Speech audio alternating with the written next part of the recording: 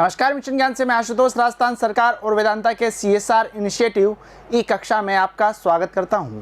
आज की क्लास में बात करने वाले हैं बिंदु त्रुटि या फिर परमाणुीय त्रुटियों के बारे में। यदि बिंदु त्रुटि की बात की जाए तो बिंदु त्रुटि या फिर जिसे बोला जाता है परमाणुीय दोष, ये कब उत्पन्न होते हैं। मान लीजिए कोई भी अवयवी कण है, ठीक है जी। पहले तो दोष की यदि हम बात करें तो दोष कब उत्पन्न होते थे, जब उस सिस्टम में बाहर से कोई अवयव आ जाए या फिर अंदर का अवयव बाहर चला जाए या फिर अंदर क्या हो, वहाँ पे उनके स्थान में अनियमितता आ जाए तो वहाँ पे दोष उत्पन्न होता था।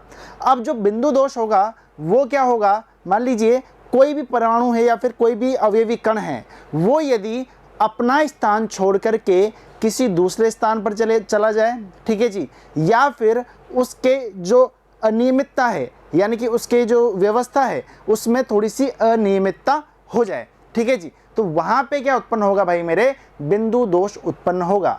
यदि बात करें तो ध्यान दीजिएगा, क्रिस्टल में यह दोष अवयवी कण के अपने नियमित स्थान से लुप्त हो जाने की स्थिति में या फिर अपने निश्चित स्थान को छोड़कर क्रिस्टल जालक में अन्य स्थान पर चले जाने की वजह से ये वाला दोष उत्पन्न होता है।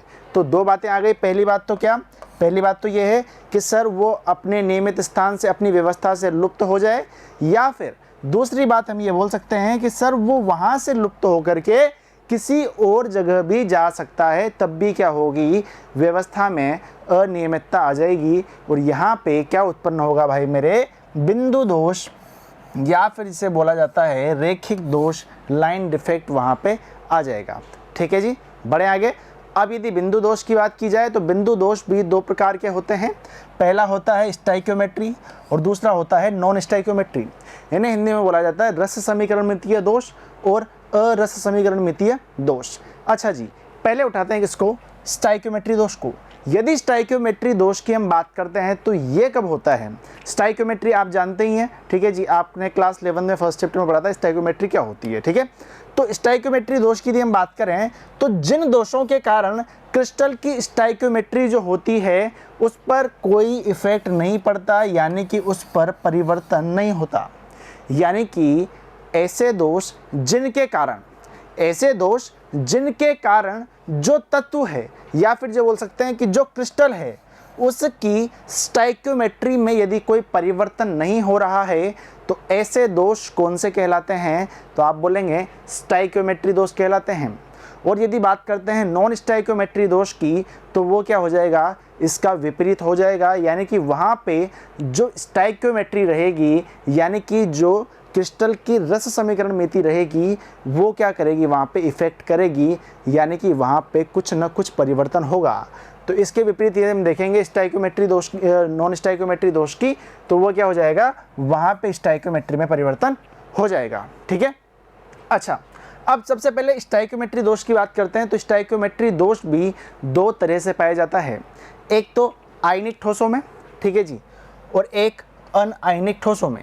यानी कि स्टाइक्योमेट्री दोष भी दो प्रकार से पाया जाएगा, एक तो अनायनिक में और दूसरा किस में, आयनिक में। अच्छा जी, अब इनके पार्ट्स होते जा रहे हैं, ठीक है। लास्ट में मैं आपको एक डायग्राम से बता दूंगा कि कौन कौन सा किस किस का पार्ट है, ठीक है जी। उसके पहले आप देखते रहिए। यदि हम बात करते हैं दोष की तो दो तरह के दोष हमने देखे हैं, कौन कौन से भाई मेरे। सबसे पहले देखिएगा यहाँ पे परमाणुीय दोष में एक तो स्टाइक्योमेट्री और दूसरा नॉन स्टाइक्योमेट्री। दोषों की यदि बात करते हैं तो दोष दो प्रकार के थे, कौन सा, इलेक्ट्रॉनिक और परमाणुीय, ठीक है। अब परमाणुीय को भी हमने क्या कर दिया, दो भागों में वर्गीकृत कर दिया, कौन सा भाई मेरे, स्टाइक्योमेट्री और नॉन स्टाइक्योमेट्री।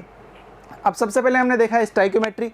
स्टाइक्योमेट्री में कौन कौन से आते हैं, तो आप देखेंगे सर स्टाइक्योमेट्री में एक तो अनायनिक ठोसों वाला और एक आयनिक ठोसों वाला।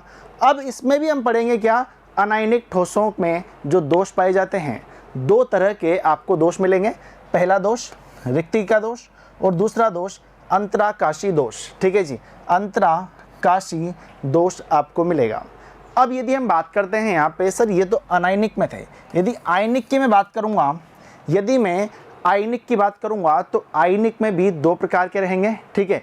यदि आपने रिक्तिका दोष और अंतराकाशी दोष अच्छे से पढ़ लिया, यदि आपने रिक्तिका दोष और अंतराकाशी दोष पढ़ लिया तो आपको जो यहाँ पे आयनिक ठोसों में जो दोष होंगे वो इजीली समझ में आ जाएंगे, जो कि फ्रेंकल दोष होते हैं, ठीक है जी।